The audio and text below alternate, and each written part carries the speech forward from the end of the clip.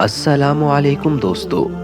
پیارے دوستو، کیا آپ کو پتہ ہے قیامت کا منظر کیسا ہوگا؟ وہ قیامت جس کا آنا طے ہے، جس کے آنے کی خبر اللہ کے آخری رسول حضرت محمد صلی اللہ علیہ وسلم دے چکے ہیں۔ کیا آپ نے کبھی غور کیا ہے وہ دن کیسا ہوگا؟ قیامت کی شام کیسی ہوگی؟ آج ہم قرآن و حدیث کی روشنی میں قیامت کا نقشہ کھینچنے کی کوشش کریں گے۔ ایک ایسی ہی عام سی گرم یا سرد دوپہر ہوگی۔ پتہ نہیں وہ گرمی کا تپتا ہوا سورج ہوگا یا سردی کا ٹھنڈا کپ کپاتا ہوا سورج ہوگا۔ شام حسب معمول ڈھلے گی اور دن کو الوداع کہے گی۔ دن اور رات حسب معمول یہ کہتے ہوئے جدا ہوں گے کہ کل پھر ملیں گے۔ پرندے گھونسلوں کی طرف حسب دستور لوٹیں گے۔ تاجر اپنی ترتیب پر اپنے گھروں کو لوٹیں گے۔ مائیں بچوں کو گود میں سلا کر بستر پر داراز ہوں گی۔ تھکے ہارے مزدور اپنے گھروں کو لوٹیں گے۔ بادشاہ اپنے تخت شاہی پر داراز ہوگا۔ وزیر اپنے تخت وزارت پر داراز ہوگا۔ پولیس والے اپنی چوکیوں پر پہرا دیتے یہ سوچ کر اونگ رہے ہوں گے کہ کب صبح ہوگی اور میری ڈیوٹی تبدیل ہوگی۔ رات میں کسی گھر میں مہندی لگائی گئی ہوگی کہ صبح بارات آنی ہے، اور کسی گھر میں بارات آ چکی ہوگی کہ صبح ولیمہ ہوگا۔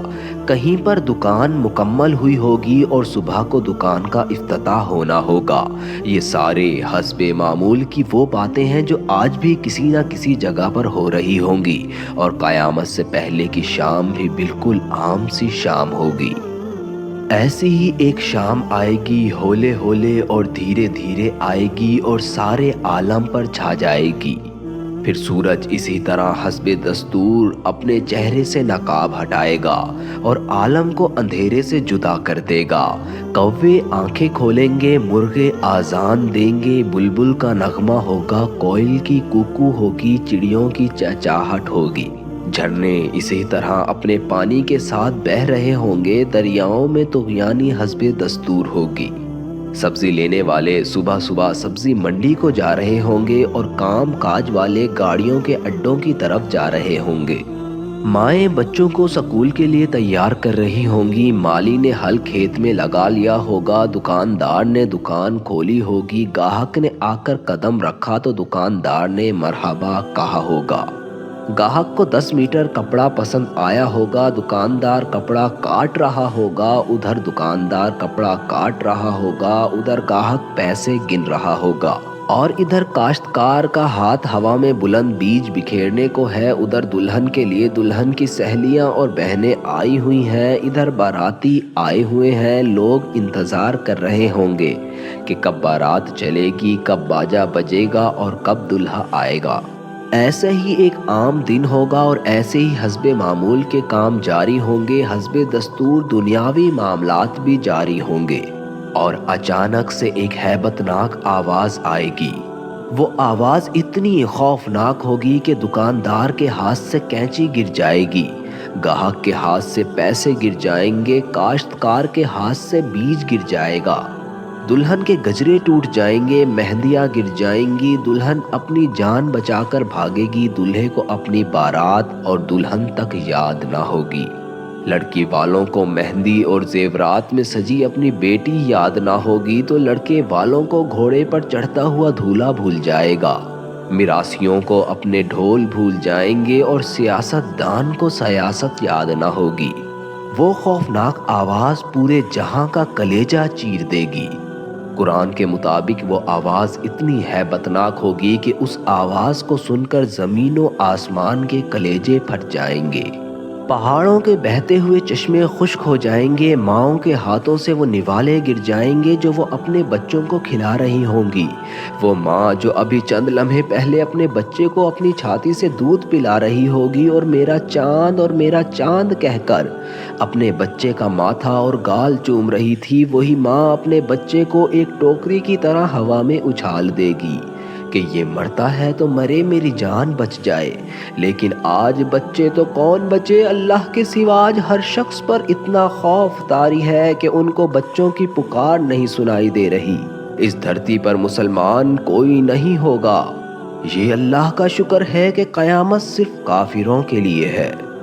اس دن انسان اپنے ہاتھوں سے بنے ہوئے گھروں کو گرتا دیکھے گا، سنگے مرمر کی اینٹوں کو ادھڑتا دیکھے گا، اہل تخت کے پرزے پرزے ہوتا دیکھے گا، اپنے اسلحے کو بکھرتا دیکھے گا، اپنی طاقت کو ٹوٹتا دیکھے گا، اپنے جسم کو جھنجھوڑتا دیکھے گا۔ یہ آئے گا تو بھاگ نہ سکے گا۔ آج بھاگ سکتے ہو تو بھاگ کے دکھاؤ، آج چھپ سکتے ہو تو چھپ کے دکھاؤ، آج نہیں بھاگ سکتے، آج موت کا دن ہے، آج اس کائنات کی ہر چیز کی موت ہے، آج موت نے سب کو چکی میں ڈال کر پیس کر رکھ دیا ہے، آج ساتوں آسمانوں کی موت ہے، آج فرشتے بھی موت کا ذائقہ چکھ رہے ہیں۔ پھر اللہ کی آواز آئے گی، جبرائیل سے کہو مر جائے، میکائیل سے کہو مر جائے۔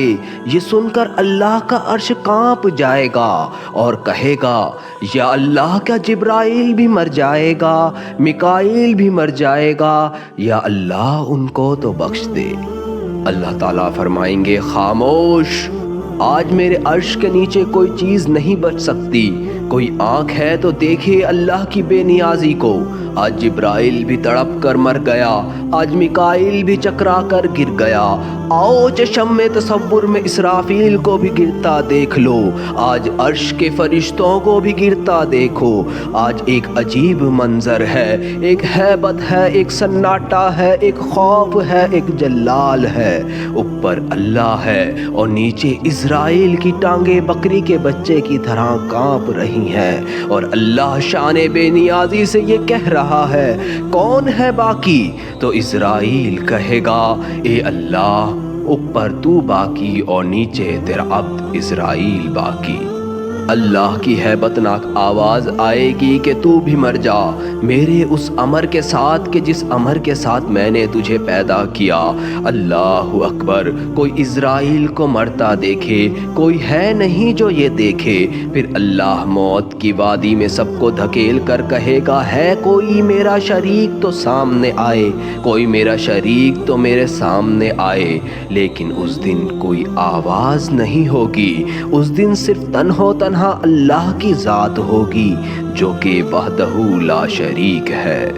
میرے بھائیوں، یہ ہے وہ دن جس کا آنا طے ہے، یہ ہے وہ دن جس کے لیے ہم اس دنیا میں آئے ہیں۔ اس دن کچھ باقی نہ رہے گا، اس دن پورا جہاں ٹوٹ چکا ہوگا۔